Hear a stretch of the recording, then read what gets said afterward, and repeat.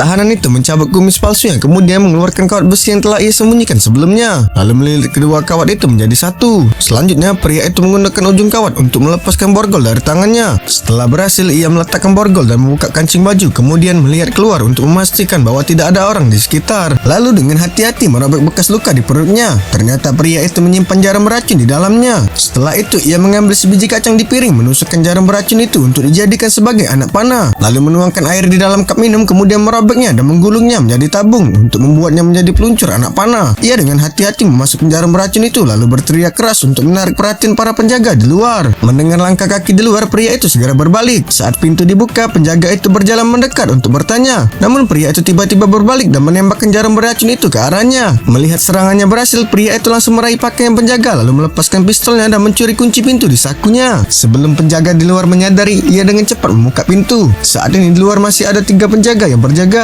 Pria itu sengaja membuat keributan, namun salah satu penjaga itu mendengar sesuatu. Ia perlahan melangkah maju dan mengeluarkan pistol di tangannya. Tapi ia tidak tahu bahwa pria itu bersembunyi di atas kepalanya. Saat kesempatannya tiba, pria itu melompat turun mencekik lehernya lalu membunuhnya. Pria itu berhasil melarikan diri dan muncul di tengah kerumunan. Ia berpura-pura menjadi pria tua. Selanjutnya ia menyelinap ke dapur dan ingin membuat kekacauan di penjara. Ia mengambil balok es dan meletakkannya di tengah baskom, lalu menuangkan sebotol minyak tanah ke dalamnya. Kemudian ia mencabut 2 kabel, memasang satu di pegangan baskom dan mengikatkan satunya di balok es. Saat es itu mencair, kabel akan meledak hebat saat menyentuh baskom. Tak hanya itu, ia menggunakan kipas angin yang berputar di atas kepalanya, lalu menyentuh kipas itu menggunakan sekop karet. Dengan cara ini ia berhasil membuat suara baling-baling helikopter, lalu mengeluarkan perekam suara dan meletakkannya di atas kipas. Setelah itu ia diam-diam menyerahkan perekam itu kepada rekan satu selnya. Rekannya segera menyelinap ke ruang siaran, mengarahkan perekam ke mikrofon dan menghitung waktu mundur 3 menit, lalu pergi meninggalkan tempat itu. Saat waktunya tiba, seluruh penjara dipenuhi dengan suara helikopter.